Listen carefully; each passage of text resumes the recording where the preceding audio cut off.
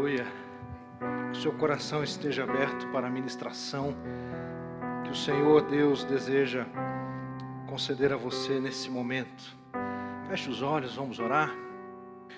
Pai Santo, Deus bendito, Todo-Poderoso, nosso Deus, Criador do céu e da terra, nós te amamos, Senhor, nós te adoramos, ó Deus.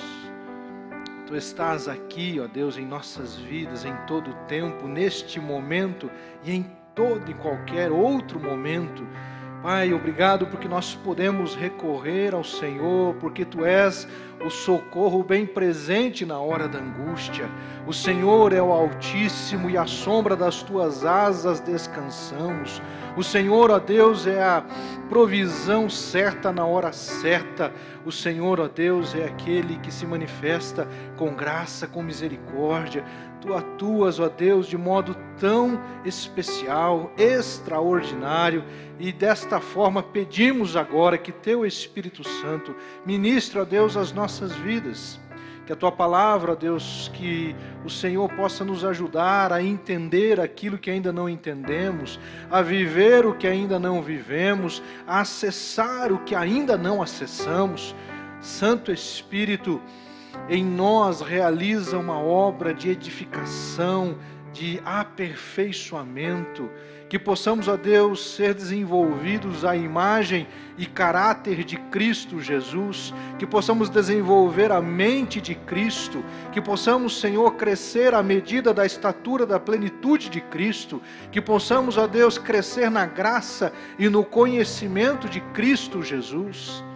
Que não venhamos, ó Deus, a ficar estagnados, estejamos, ó Deus, alertas, atentos, porque grandes são os perigos à nossa volta, grandes são, ó Deus, as lutas, as provações, e precisamos, ó Deus, estar sóbrios e vigilantes, para não, ó Deus, darmos passos em falso, para não, ó Deus, incorrermos em escolhas erradas, para não, ó Deus, seguirmos por caminhos obscuros, mas pelo caminho da verdade, o caminho da luz, o caminho da Tua palavra, Senhor, em nome de Jesus.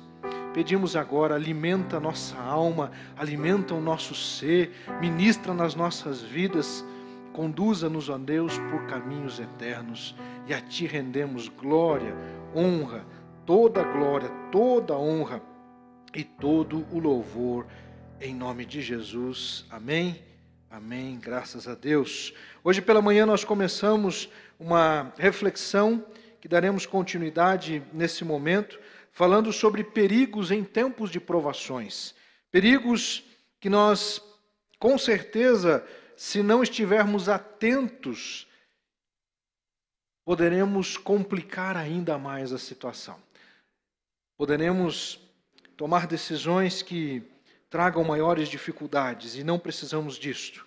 Não precisamos piorar a situação naquilo que depende de nós, porque a vida em si já traz muitos perigos acoplados à nossa existência, adjuntos, anexos à experiência da vida. Muitos são os perigos. Eu poderia citar alguns, exemplificando. Uma vez viajava com meu pai para Rondônia, e o trajeto o trecho entre Pontes de Lacerda até Vilhena, aproximadamente 500 quilômetros, era o trecho mais perigoso da viagem. Literalmente muito perigoso. Era o trecho da viagem em que mais ocorriam casos de sequestros de caminhões. E dentro desse trecho de 500 quilômetros, digo e me refiro a uma época, década de 80, em que a estrada era extremamente esburacada. Não tinha nada de pedágio e realmente o trajeto já por si só tinha grandes problemas. E nesse trecho havia uma serra, aproximadamente 1,5 km de serra, muito íngreme, e o caminhão com 40 toneladas, ele subia numa velocidade de 30 km por hora. O que era suficiente para uma pessoa subir no estribo do caminhão, e quem conhece um pouco aí da dinâmica de caminhão, né, pastor Davi e outros aí, A pessoa, o processo era exatamente esse, ele conseguia acompanhar o caminhão e subia no estribo, e não eram poucos os caminhoneiros que portavam armas para tentar se proteger. Muitos caminhoneiros perderam a vida. E eu lembro que nós estávamos atrasados no nosso prazo de viagem, e o meu pai disse assim: nós teremos que enfrentar a noite, não tem jeito, a gente vai ter que sair de... Ele fazia todo um cronograma para que passasse de dia. A gente chegava em Pontes de Lacerda pela manhã, seguia aquele trecho até Vilhena, passando então durante o dia aquele período. Mas naquela viagem específica houve um contratempo, e nós acabamos chegando de noite em Pontes de Lacerda, e precisava entregar o frete na sequência, e ele falou: olha, vamos orar e vamos seguir viagem. Eu lembro que quando chegou naquele trecho da serra, pensa num guri assustado. Mas pensa num piá, né? Já que nós estamos em Curitiba, que estava tremendo de medo. E eu lembro que eu fui orando, enquanto o caminhão ia, e além da subida íngreme, havia também o problema da estrada esburacada. Então, por isso, a dificuldade. E naquele dia eu lembro de eu orar muito, pedindo a Deus livramento. Poderia contar outros exemplos, inclusive de um que nós fomos perseguidos por um bandido aqui em Campo Largo, chegando às 4 horas da manhã, e pela graça de Deus o Senhor nos livrou. Durante a nossa vida nós enfrentamos muitos perigos. Muitos desses perigos são externos, como estes que eu acabo de contar. Não depende necessariamente do que eu faça. Ainda que às vezes eu possa me organizar, eles estão à espreita, eles estão à nossa volta. Mas existem outros, queridos, que podem ser evitados. Existem outros que nós podemos, tomando os devidos cuidados, evitá-los e com isto não sermos expostos e também colocarmos em exposição as pessoas que amamos. Porque quando a gente age de modo negligente, imprudente, irresponsável, além de trazer prejuízos para nós mesmos, nós muitas vezes colocamos as pessoas que amamos também em risco. Colocamos as pessoas que convivem conosco em situações de vulnerabilidade. Então nós precisamos entender que existem coisas que cabe a você, cabe a mim, cabe a todos nós agirmos com cautela e prudência. E usando o texto que iniciamos hoje pela manhã, eu quero dar continuidade. Primeira carta de Pedro, capítulo 5. Nós vamos ler a partir do verso 1, mas vamos dar ênfase a partir do verso 7. 1 Pedro, capítulo 5, eu convido você a acompanhar comigo a leitura do texto bíblico. Eu estou lendo na Nova Almeida atualizada, palavra do Senhor ao seu e ao meu coração, que diz assim: aos presbíteros que há entre vocês, eu, presbítero como eles, testemunha dos sofrimentos de Cristo e ainda coparticipante da glória que há de ser revelada, peço que pastoreiem o rebanho de Deus que há entre vocês, não por obrigação, mas espontaneamente, como Deus quer. Não por ganância, mas de boa vontade. Não como dominadores dos que lhe foram confiados, mas sendo exemplos para o rebanho. E quando o Supremo Pastor se manifestar, vocês receberão a coroa da glória, que nunca perde o seu brilho. Peço igualmente aos jovens, estejam sujeitos aos que são mais velhos, que todos se revistam de humildade no trato de uns para com os outros, porque Deus resiste aos soberbos, mas dá graça aos humildes. Portanto, humilhem-se debaixo da poderosa mão de Deus, para que Ele em tempo oportuno os exalte. Lancem sobre Ele todas as suas ansiedades, porque Ele cuida de vocês.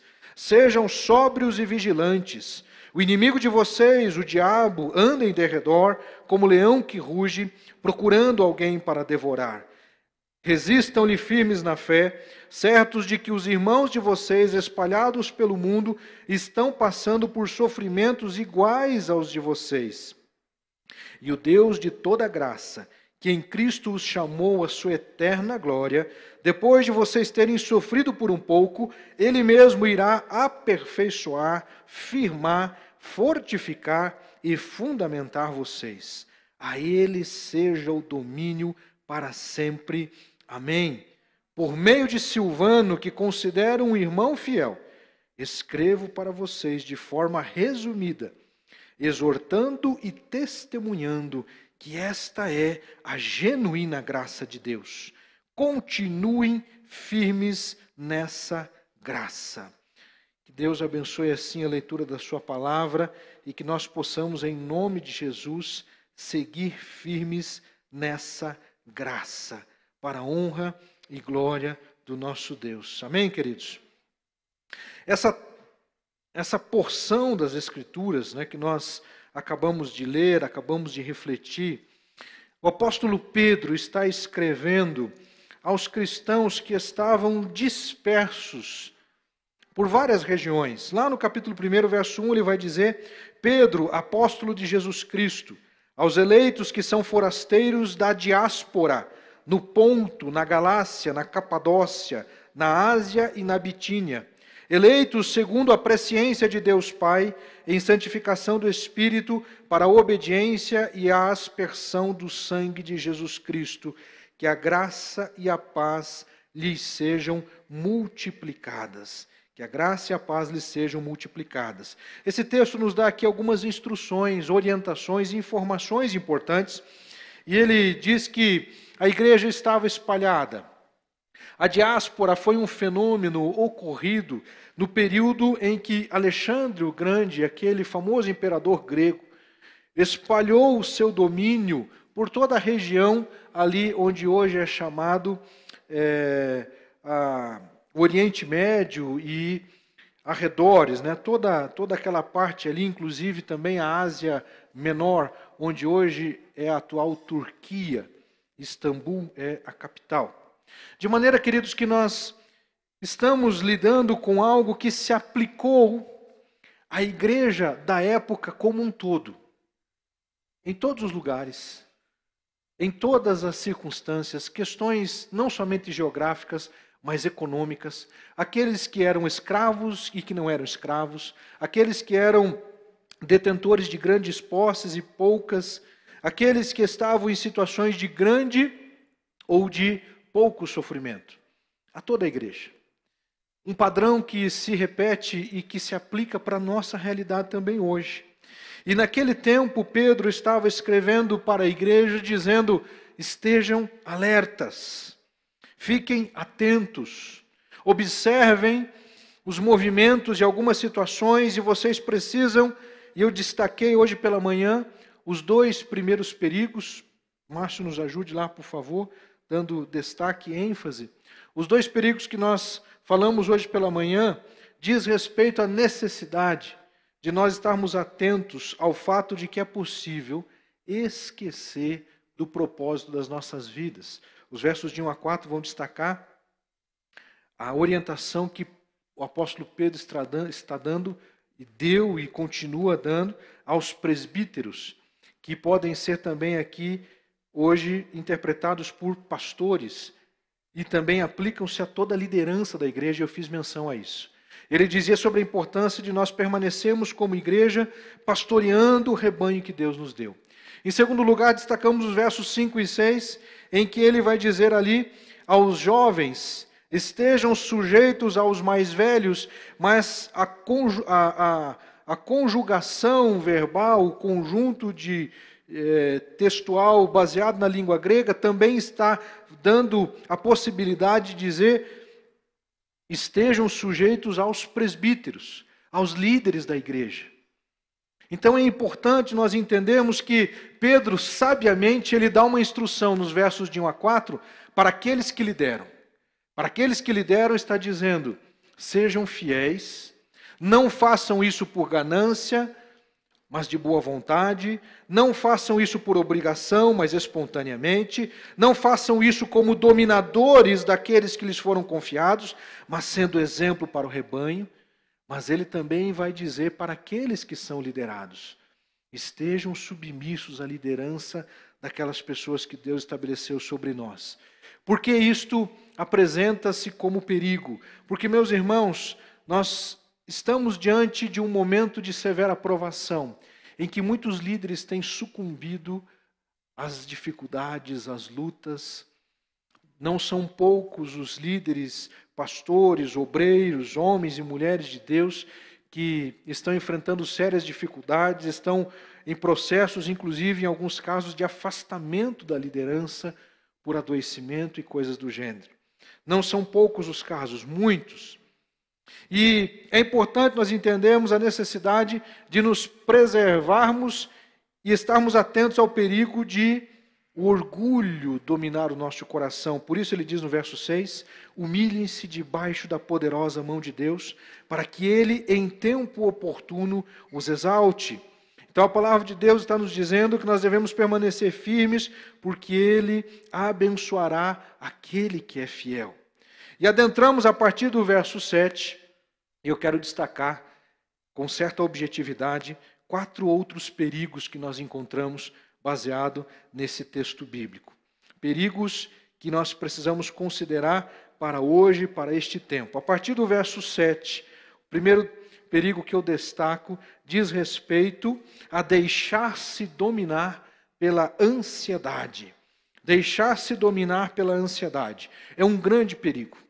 E está à nossa volta e com uma grande possibilidade de sermos dominados por este mal.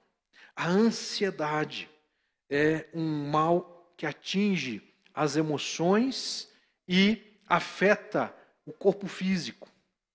Alguém extremamente ansioso ou ansiosa é alguém que incorrerá em certas dificuldades para consigo mesmo e para com as pessoas que estão ao seu redor. Conviver com pessoas extremamente ansiosas é complicado, é difícil. E se você se enquadra naquele caso de uma pessoa extremamente ansiosa, e eu tenho ouvido com muita frequência pessoas dizerem, pastor, eu sou muito ansioso, eu tenho que tomar cuidado porque eu sou muito ansioso, ou eu sou muito ansiosa. É um perigo porque a ansiedade, ela causa adoecimento para a pessoa ansiosa e para quem convive com esta pessoa. Nós precisamos ter sabedoria e discernimento para verificarmos a intensidade do problema. Existem pessoas que têm algumas características com certa ansiedade, mas conseguem, à medida que passa o tempo, de alguma maneira conseguir controlar. Existem algumas pessoas que conseguem lidar com isso com terapia psicológica, mas existem casos que é necessária uma intervenção medicamentosa de modo psiquiátrico. Então é importante entendermos que existem recursos e os recursos precisam ser buscados de acordo com a realidade de cada pessoa. Mas a origem, o cerne da ansiedade está em um pecado. Contudo, eu não gostaria que você saísse daqui com um peso a mais, dizendo, além de ansioso, eu também sou mais pecador. Como assim, pastor? Na verdade, todas as doenças têm a ver com pecado. Pecado original. Antes do pecado original, antes da queda do primeiro casal, não havia morte. Se não havia morte, não havia sofrimento, não havia doenças. Então, todas as doenças, em um plano original e primário, numa perspectiva primária, estão vinculadas à prática de pecado. O próprio envelhecimento, não estou dizendo com isto que envelhecimento seja uma doença, mas uma das características da existência humana que tem a ver com o passar do tempo, em que, se você quiser ser precisamente realista, basta ler Eclesiastes 12. Mas se você não está em dias bons, se você anda meio deprimido, não leia Eclesiastes 12, tá? Porque ele vai descrever ali com muita precisão o que te espera. Cair os dentes e coisas do gênero, só para dar uma ideia, né? Ele vai ser muito preciso, inclusive, quanto a isso. Ele fala que a vida vai nos levar a uma diminuição da velocidade. Por quê? Porque faz parte desse processo do envelhecimento.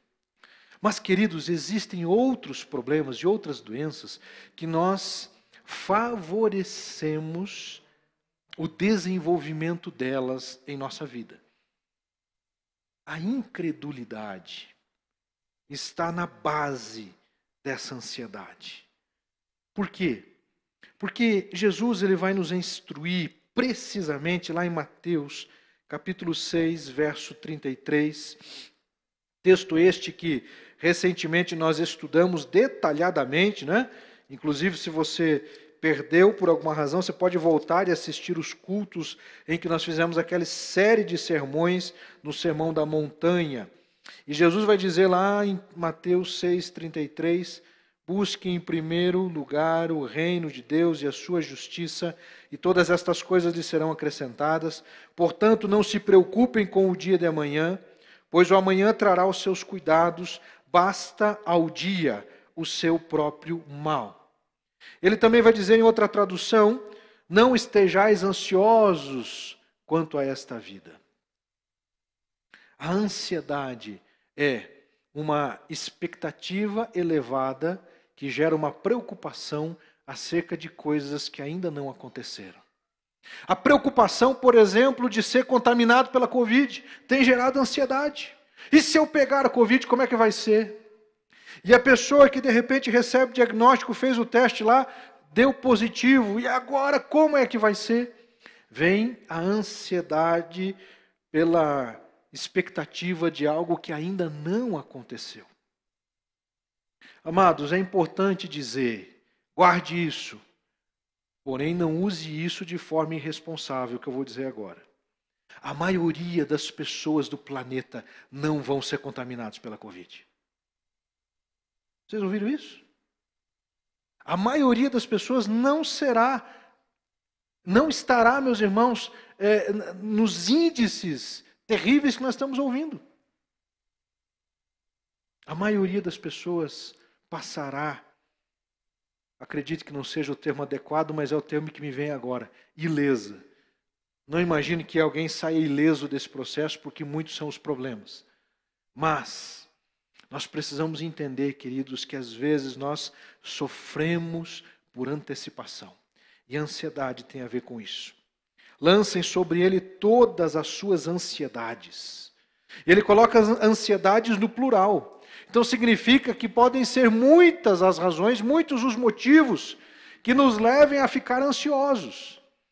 E como é que eu faço então para lidar com a ansiedade? Qual é a orientação bíblica? Qual é a orientação espiritual? Qual é a palavra de Deus para você, meu irmão, minha irmã, que esteja passando por um quadro de ansiedade?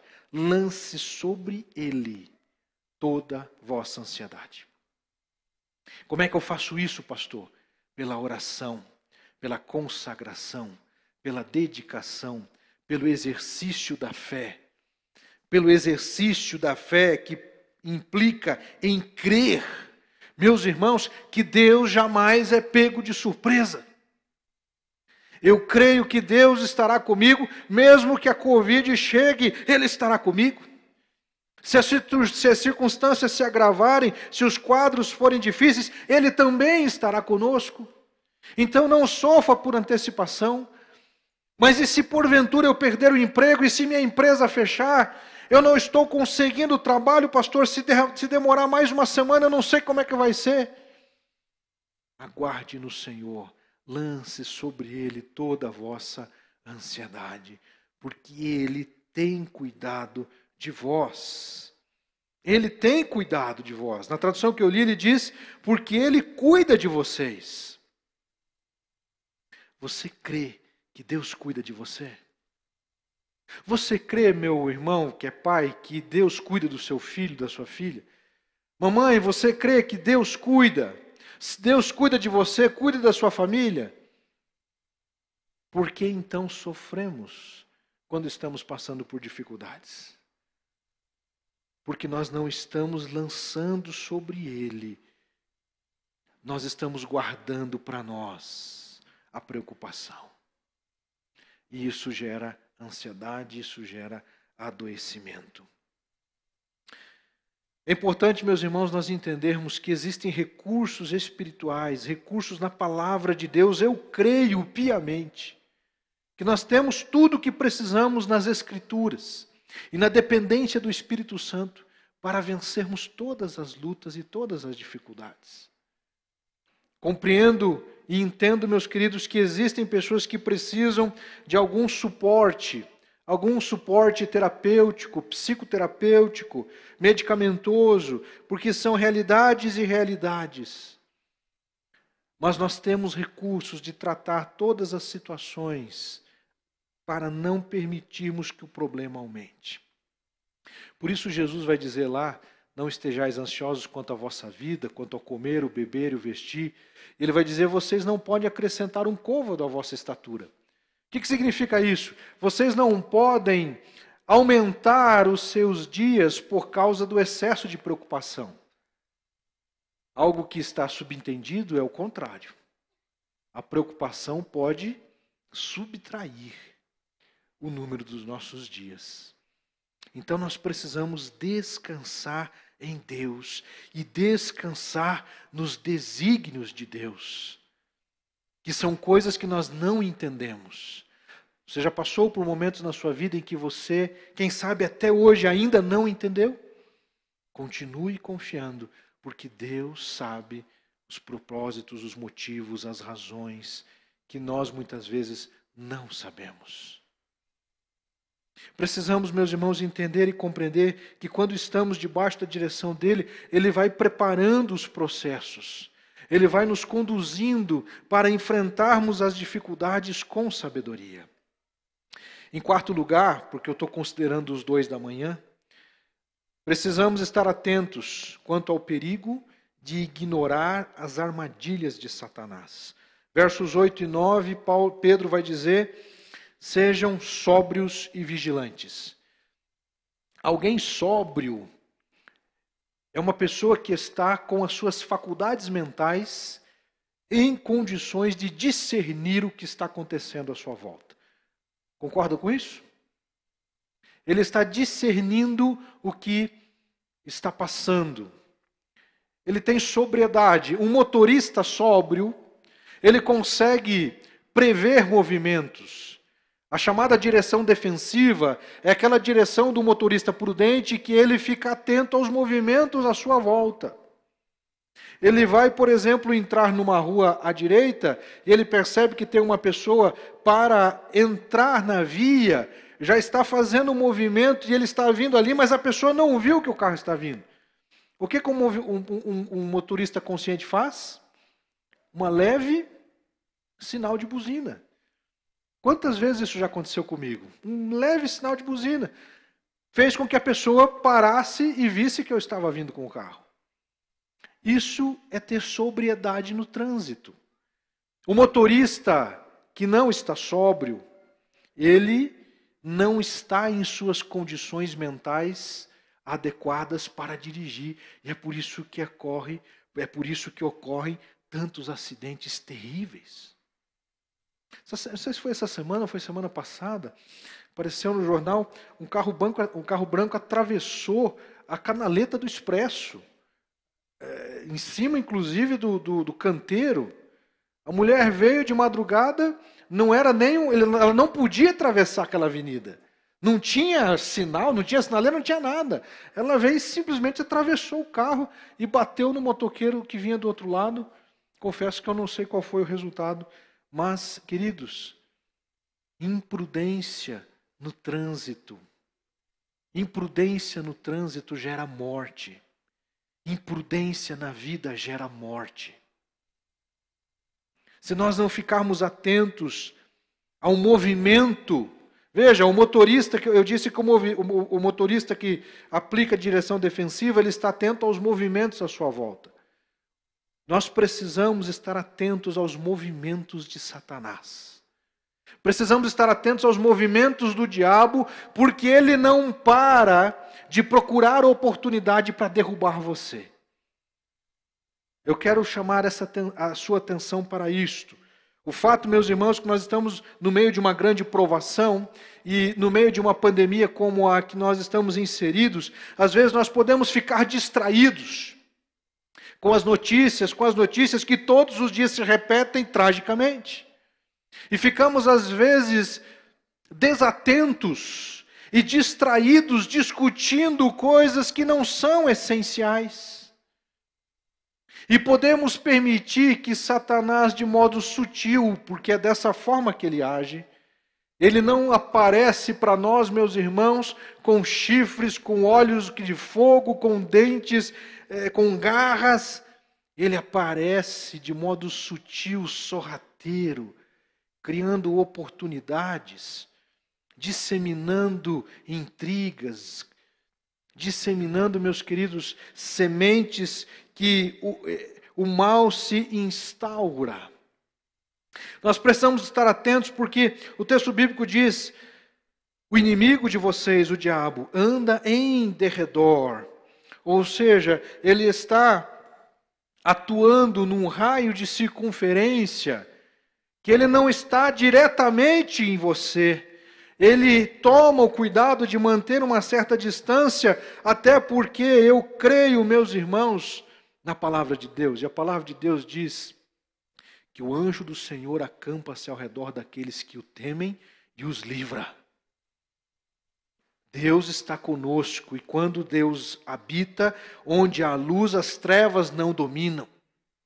Mas quando eu descuido, e eu não estou sendo sóbrio, eu não estou sendo vigilante, eu estou dando oportunidade para que o diabo possa entrar e fazer confusão.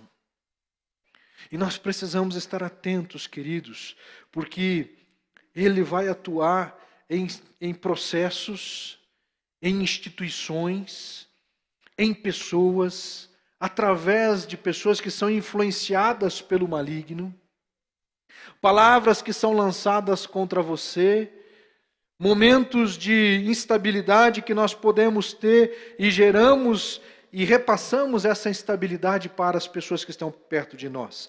Por isso ele diz no verso 8, sejam sóbrios e vigilantes. O inimigo de vocês, o diabo, anda em derredor como leão que ruge procurando alguém para devorar. Eu gosto da interpretação ou de uma possibilidade de aplicação desse texto, em que um dos comentaristas bíblicos vai dizer que este leão não é, claro, totalmente diferente do leão da tribo de Judá. Quem é o leão da tribo de Judá? Pelo jeito, acho que vocês estão em dúvida. Quem é o leão da tribo de Judá, irmãos? Então tem muita gente em dúvida aí. Quem é o leão da tribo de Judá, gente? Não, vamos dizer com vontade. Fica de pé. Não, fica de pé, por favor, misericórdia. Irmãos, o nome de Jesus não pode ser dito desse jeito. Não pode. Quando a gente fala, quando a gente ora em nome de Jesus, eu tenho que ter convicção, porque Jesus não é um qualquer. Jesus não é um Antônio, um Zé, a Maria. E aí agora tem que citar o nome de todo mundo, né? Jesus é Jesus, o Rei dos Reis, o Senhor dos Senhores.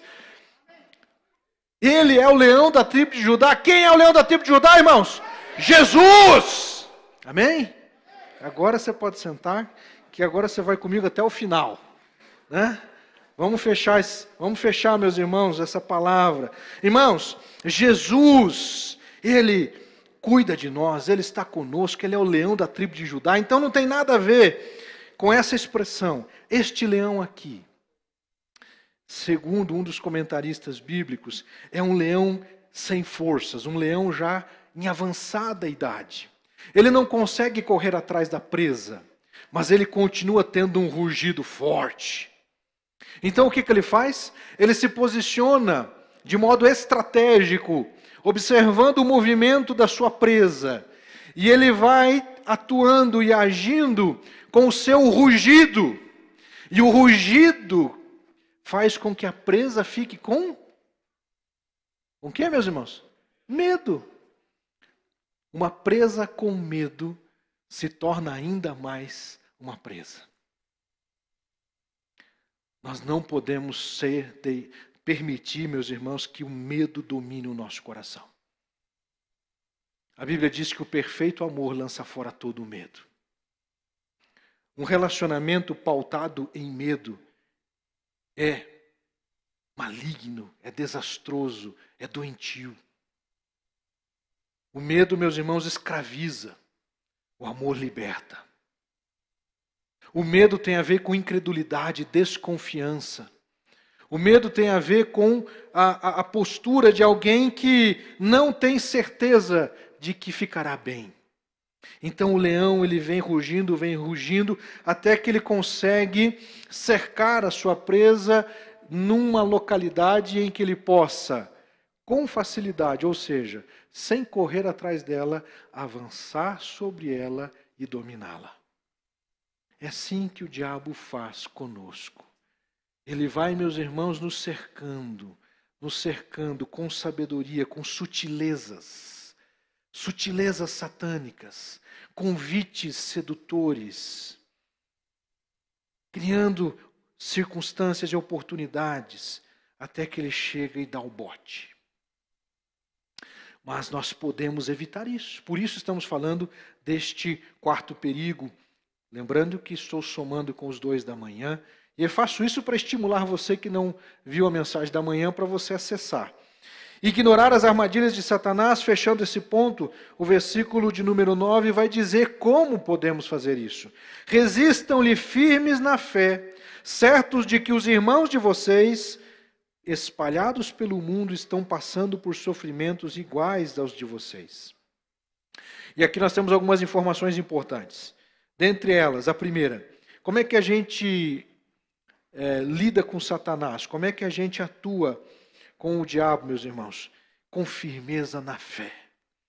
O mal não pode me tocar, porque em mim habita o Espírito Santo. Amém? O mal não pode te tocar, porque o Espírito Santo habita em você. E onde o Espírito de Deus habita, as trevas não têm vez.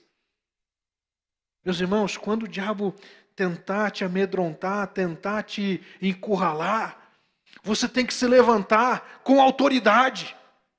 E autoridade, meus irmãos, é abrir a sua boca e dizer, em nome de Jesus, todo o mal está dissipado da minha casa. Eu não aceito nenhuma praga contra a minha família. Eu não aceito, eu não admito que Satanás venha cirandar na minha casa, em nome de Jesus. Irmãos, isto nos coloca numa condição de postura firme e com sabedoria. Diferente do que a gente encontra por aí em alguns movimentos evangélicos, de ficar explorando essa ação maligna, você não tem que ficar dando brecha e oportunidade para o diabo agir. Nós temos que simplesmente, meus irmãos, ser objetivos.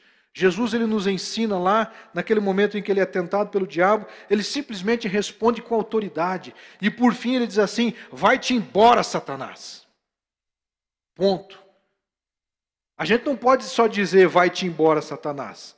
A gente diz, vai-te embora, Satanás, em nome de Jesus.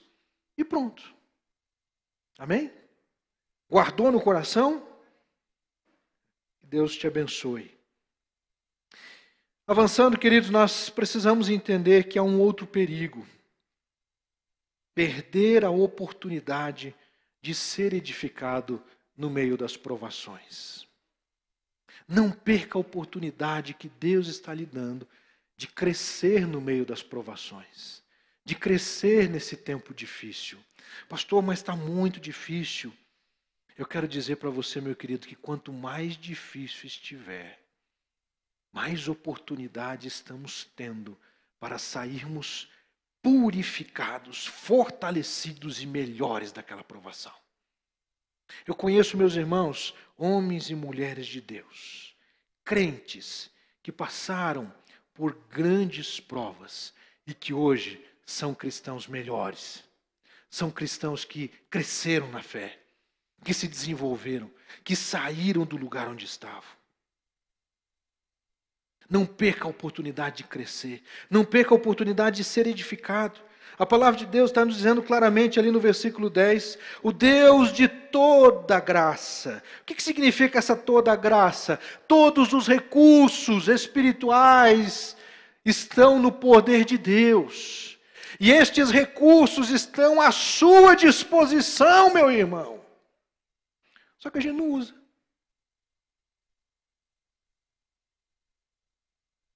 A gente fica refém e acha que não vai dar. O apóstolo Paulo, ele vai nos dizer lá na carta aos Efésios, agora quero fazer destaque aqui, meus queridos, capítulo 1, verso 3. Efésios 1, 3. Bendito seja o Deus e Pai de nosso Senhor Jesus Cristo, que nos abençoou com todas as bênçãos espirituais nas regiões celestiais em Cristo. Aleluia! Ele nos abençoou com todas as bênçãos espirituais. Sabe o que isso significa? Significa que você pode, na dependência de Deus, na autoridade do nome de Jesus, vencer todas as tentações. Você não precisa ceder às tentações, se você estiver sendo dirigido pelo Espírito Santo. O Deus de toda graça que em Cristo os chamou à sua eterna glória. Olha o que diz verso 10, meus irmãos.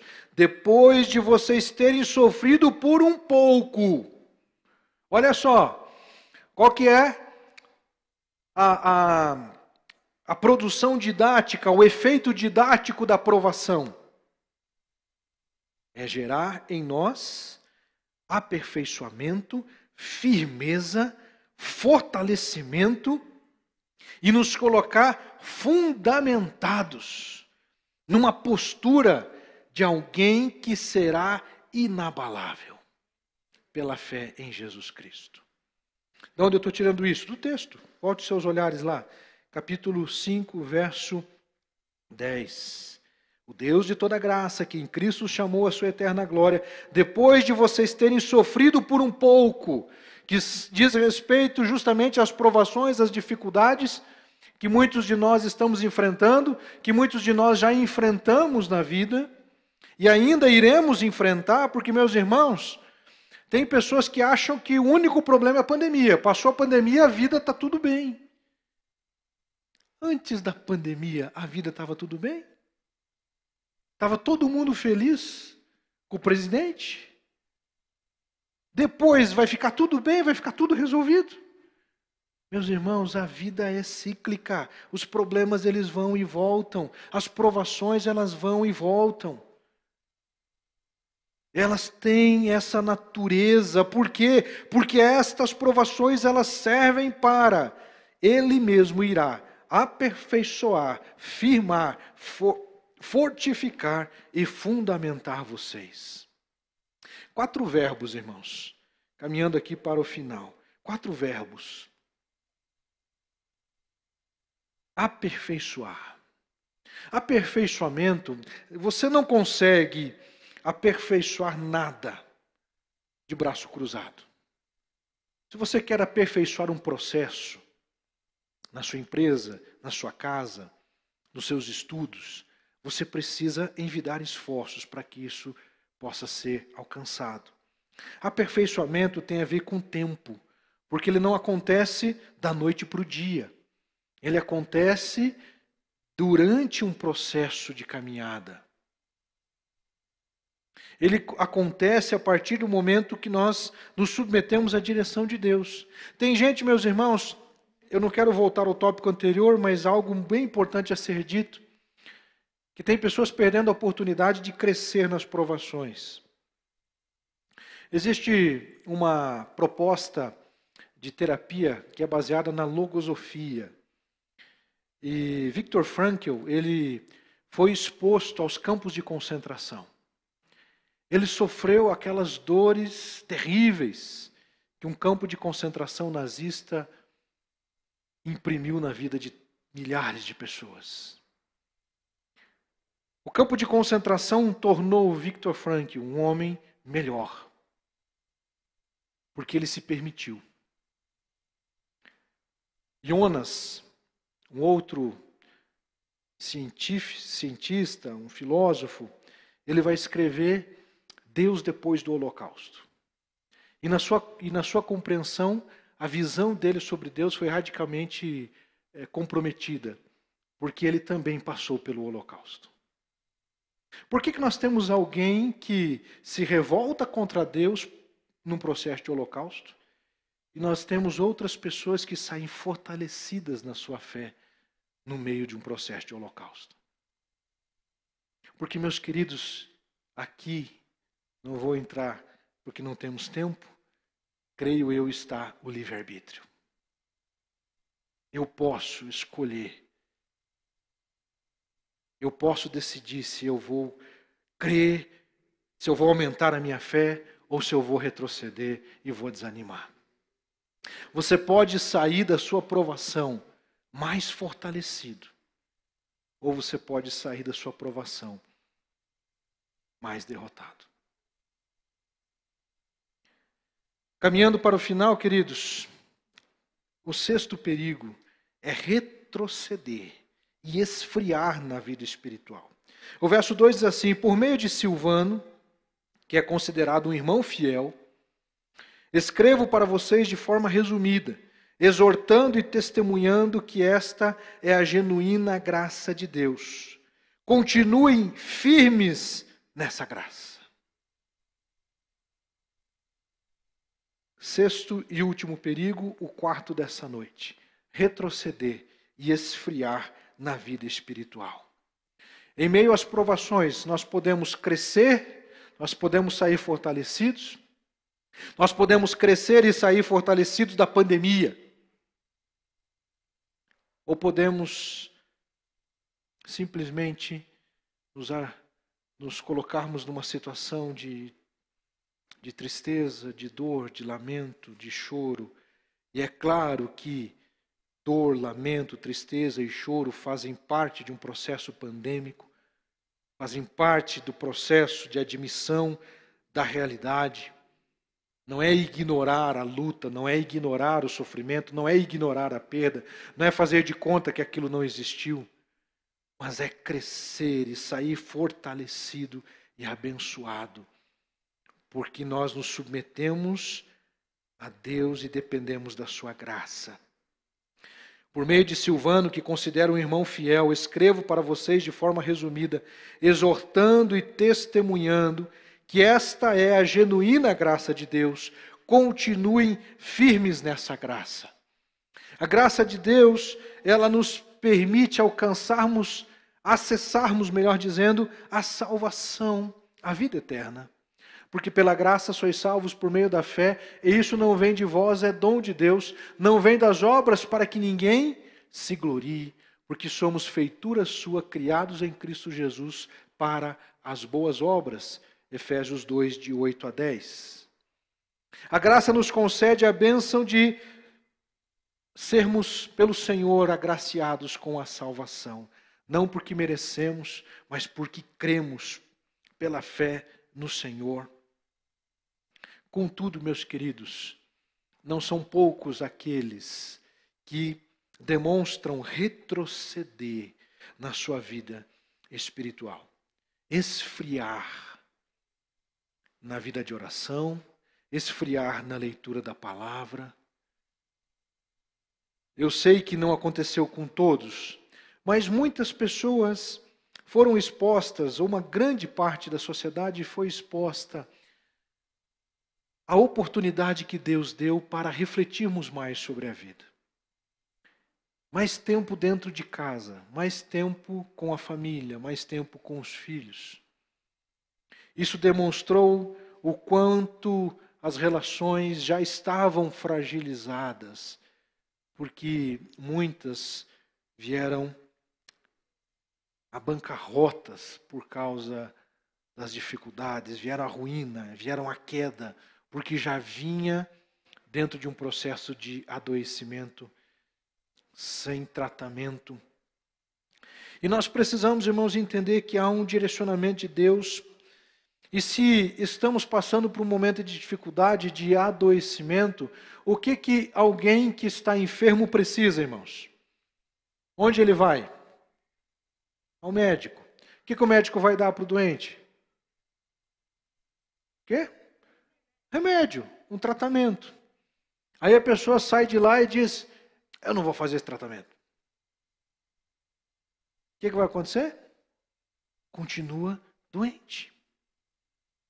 Irmãos, a analogia é perfeita com o discipulado. Você orienta o discipulado, o discípulo ou a discípula, o homem ou a mulher, e ele simplesmente não coloca em prática. E eu já tive a triste experiência de perceber a pessoa dizendo assim, o pastor está falando isso porque é pastor. Irmãos, tem gente que acha que o pastor... Esses dias alguém disse assim, pastor, eu acho que a sua vida é tão perfeita. A Neuza deve ser a mulher mais feliz do mundo. Os seus filhos, então, nossa, que pai. Ah, meus irmãos, só ele sabe. Nós somos seres humanos, irmãos. Somos seres humanos. Estamos sujeitos. Elias! Não, mas Elias foi Elias. Eu não posso orar igual Elias. Eu não posso ter a mesma experiência que Elias teve. Afinal de contas, Elias foi Elias, o grande profeta. O que Tiago vai dizer, meus irmãos? Elias, homem sujeito às mesmas paixões que nós, orou e aconteceu. Por quê? Porque tinha fé, tinha convicção. Irmãos, é isso que nós temos que desenvolver. Eu não tenho que ser como fulano ou beltrano. Eu tenho que ser eu, usando os mesmos recursos que fulano e beltrano usou. Percebe? Você não tem que ser o Antônio, o Davi ou o Elias do Antigo Testamento. Agora, você tem que usar os mesmos recursos que Elias usou, que Davi usou, que Moisés usou, que Pedro usou, que Paulo usou. E nós sabemos que destes nomes que eu estou dizendo, todos eles enfrentaram muitas lutas. E muitos deles caíram, sofreram amargamente. Irmãos, se algumas igrejas fossem contratar um pastor, Davi não poderia ser contratado.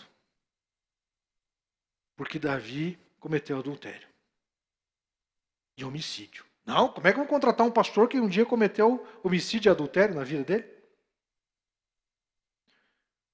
Não poderia contratar, meus irmãos, Paulo, porque ele era muito ditador. Você já viu Paulo negociar, meus irmãos? Você vê na Bíblia, Paulo sentando com Barnabé ali, vamos sentar aqui, vamos fazer um combinado? Foi assim? Não, meus irmãos. Não, Paulo pode ser pastor, porque Paulo determina e acabou. Né?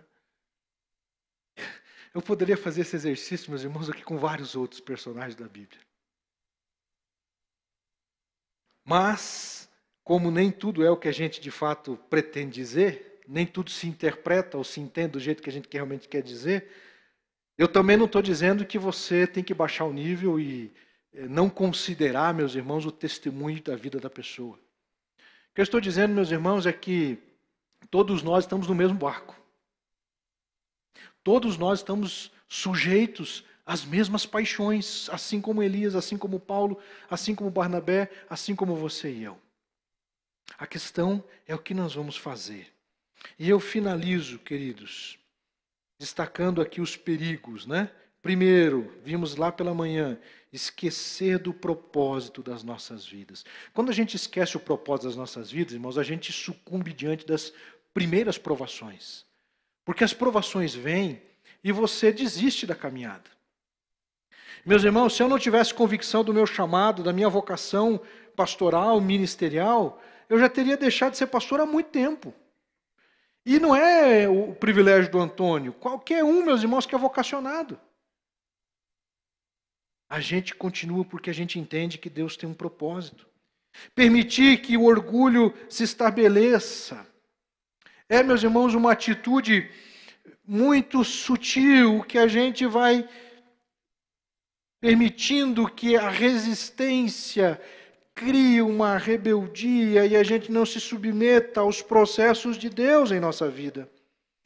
Adentrando para os destaques dessa noite, deixar-se dominar pela ansiedade, ignorar as armadilhas de Satanás. Tem muita gente, meus irmãos, desatento, dando oportunidade para o diabo entrar. E se ele entrar, meus irmãos, ele vai fazer bagunça.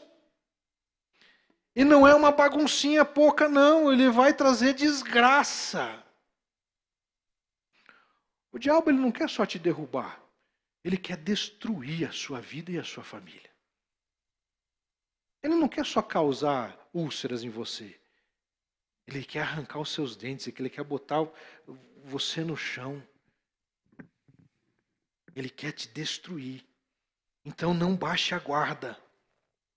Não baixemos a guarda, irmãos.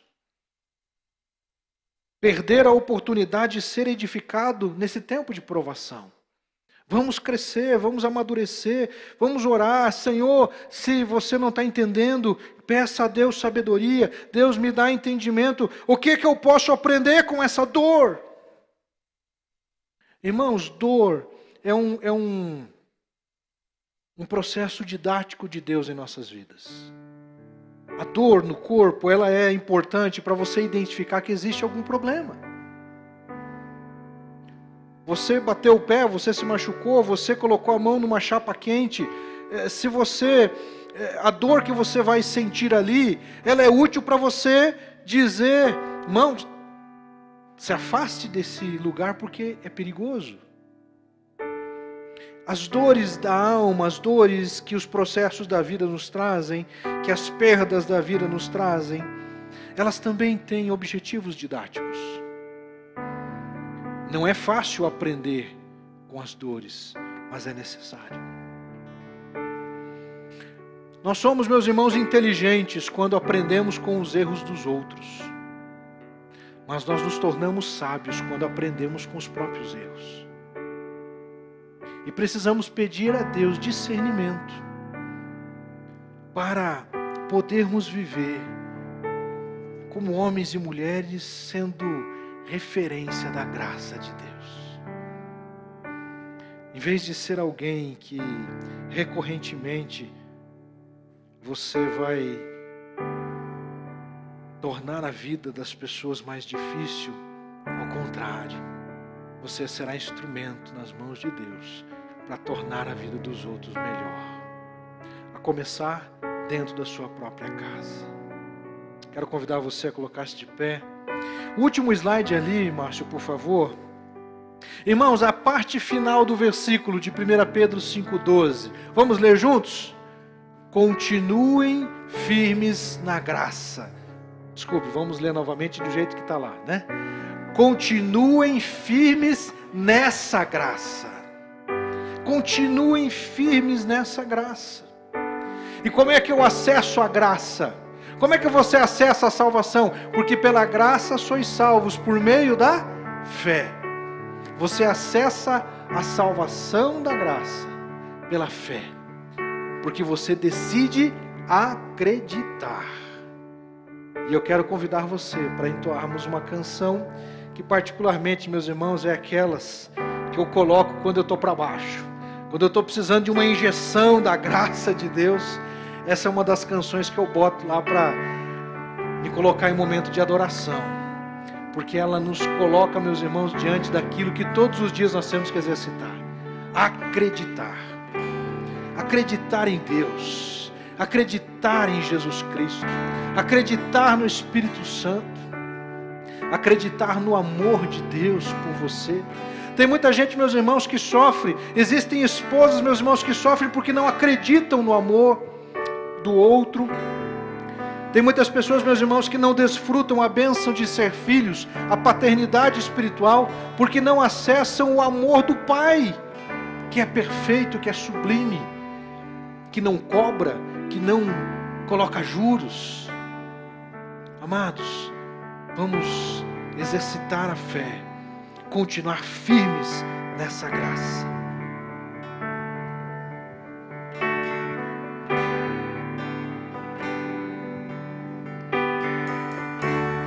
Nestes dias de desespero,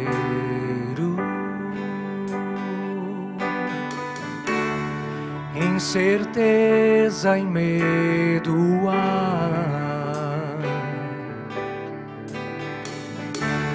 em uma salvação eu creio em Ti, creio em Ti. Acredito em Jesus Cristo, acredito em Deus o Pai, acredito no Santo Espírito que nos vida nova traz. Acredito na cruz de Cristo e que a morte enfim venceu. Acredito que ressurreto muito em breve voltará. Creio em Ti.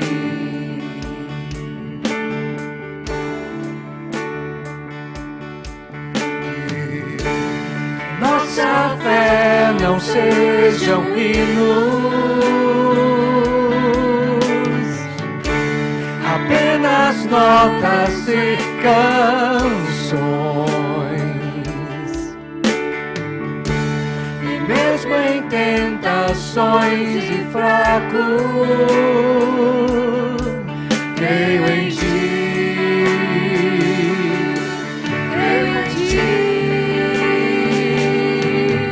Acredito em Jesus Cristo, acredito em Deus o Pai, acredito no Santo Espírito que nos vida nova traz.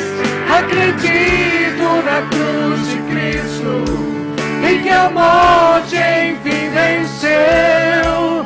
Acredito que ressurreto muito em breve voltará. O perdido encontrou perdão, pois agora que o amor venceu e que a igreja viva esse amor. Creio em Ti, creio em Ti, e as cadeias não prevalecerão, pois o véu rasgou e veio ao chão. Seu amor não voltará em vão. Creio em Ti, creio em Ti.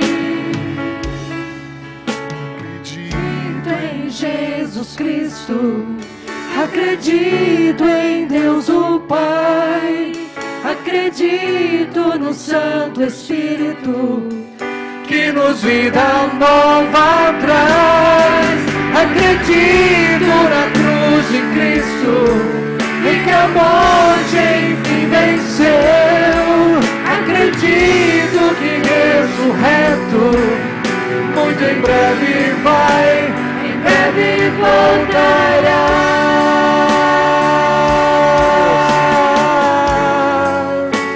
Em breve voltará.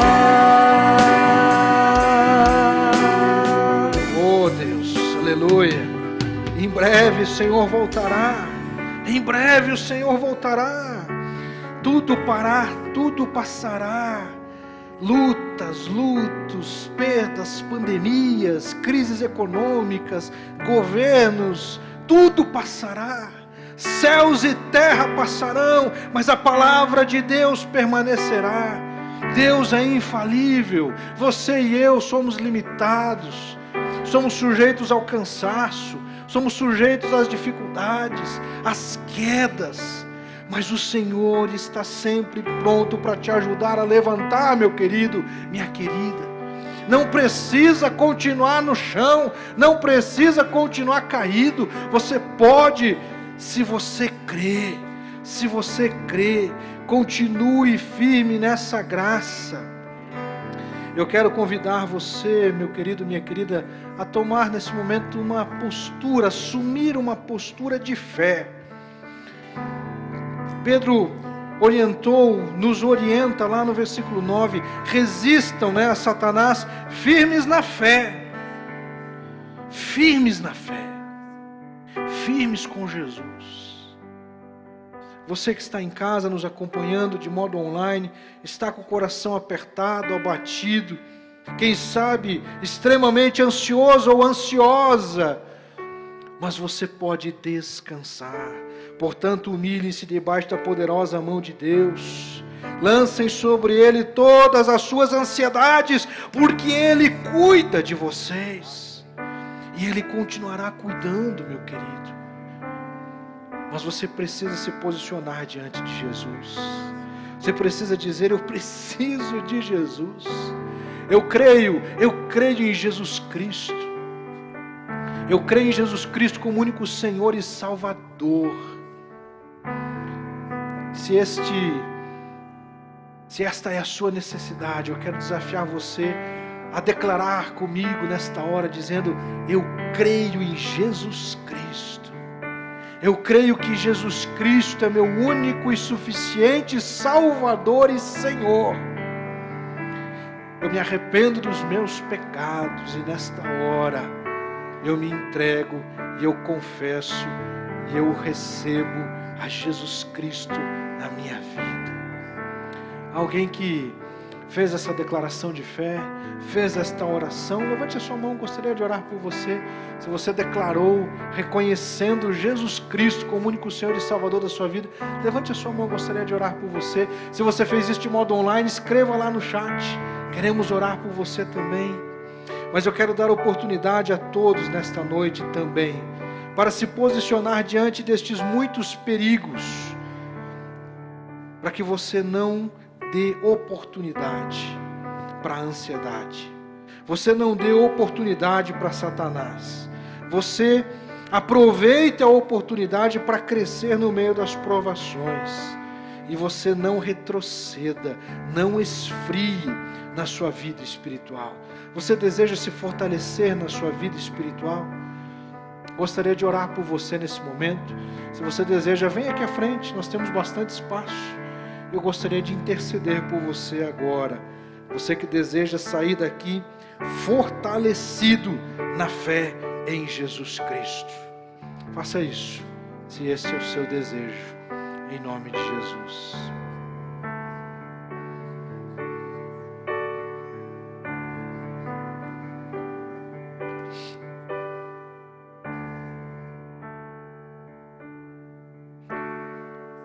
Tudo na vida, meus queridos, depende de posicionamento. Se eu me posicionar com fé, eu vencerei pela fé. Mas se eu me posicionar com incredulidade, ela vai tomar conta da minha vida e nada mais vai fluir. Eu preciso crer, eu preciso dar um passo de fé. Senhor, nosso Deus e nosso Pai, em nome de Jesus, eu clamo a Ti, ó Deus, neste momento, para que possamos, ó Deus, sair fortalecidos em nossa fé no Senhor. Fortalecidos, ó Deus, na caminhada, porque grandes são as lutas, grandes são as batalhas, mas nós avançamos pela fé. Nós não retrocedemos, nós continuamos firmes, porque o Senhor nos sustentará. Obrigado a Deus, porque cremos que o Senhor está fazendo uma grande obra em nosso meio, na vida, Deus, do Teu povo, da Tua igreja. E eu peço a Deus que o Senhor conduza a Tua igreja para avançar firmes na fé. Estes irmãos e irmãs, amigos e amigas que estão conosco aqui no espaço físico, mas que também, ó Deus, nos acompanham pela internet, pedimos a Deus que o Senhor os abençoe e que sejam também fortalecidos e fortalecidas. Que nós possamos, ó Deus, continuar firmes na graça do Senhor, na graça que nos alcançou, no Teu amor, para, em nome de Jesus, avançarmos. Assim oramos, pelas misericórdias, pela bondade, pelo favor do Senhor, e fazemos em nome de Jesus e para a glória do Senhor.